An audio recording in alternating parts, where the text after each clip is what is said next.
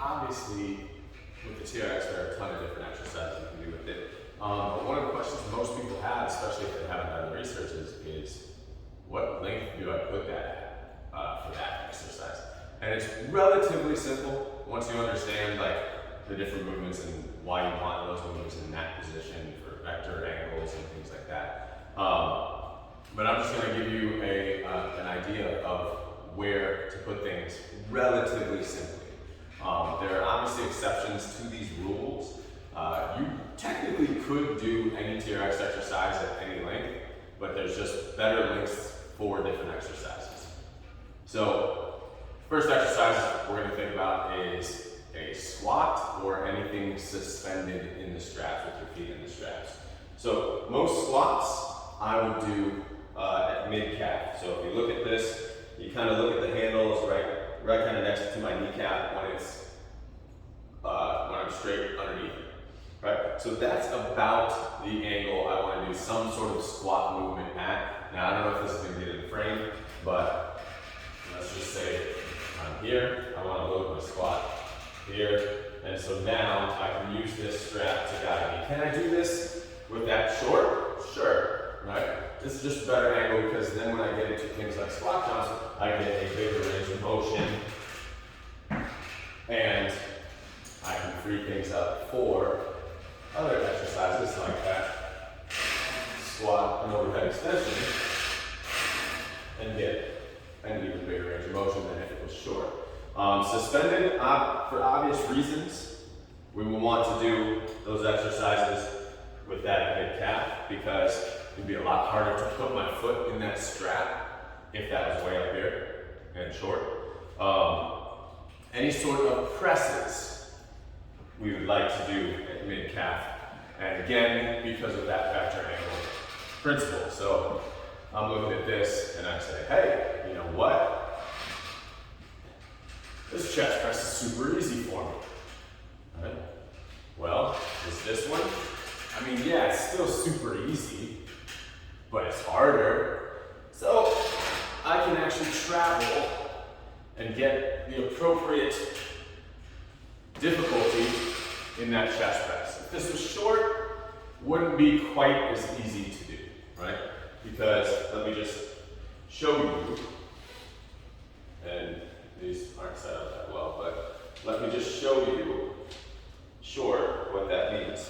So obviously I can get here and this is fine, right? But once I get stronger and I have to start doing some things, this is still really easy, right? But I don't have much more room to go before I'm back here under the anchor point, and even with that position, it's not that challenging. So that's why you take a press, and you take that press and you go mid-calf with it, right? Same thing with rollouts, same principle. So if I'm doing a rollout here, right, that's comfortable and I can manage that, right? Here, it's still pretty comfortable and I can manage that. And if I really want to challenge myself, I have to get lower and lower. And again, when that thing is high, there's less of range of motion I can get to challenge myself. Alright, so any sort of presses or rollouts, we want to go mid-calf. Now, for some other exercises, rows and lunges in particular. Rows for sure, we want to go fully short. And again, it's very easy to understand why once you do understand it. Right? Here, simple, challenging, great, not challenging enough, awesome. I'm just going to move underneath. Right? Not challenging enough, awesome. I'm going to move underneath. Right? But problem lies when we go here and we try to do a row. Right? Because this is not very difficult. Right? So I'm going to try to challenge myself. You know? Not very difficult. And I'm going to start sliding, and then this is my end. Right? I can't go any further, I'm already on the ground. Right? So that's why we take rows and curls short. because we can really adapt that vector principle to fit our needs on rows. Same thing with lunges. I'm going to try to, think of my lunge here to where I can guard that. Right? Single leg things are a little harder to do. So I want to have a little bit more assistance in that lunge. Right?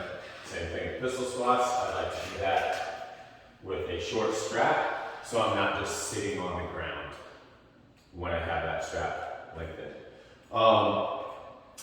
Some of the other things, obviously toes in, right? When we're doing atomic push-ups and any sort of prone ab exercises, we want to do that in mid-calf. And I think that's going to be about it. With those measurements and with those adjustments, you should be well on your way to doing great TRX exercises that are going to be effective, safe, and challenging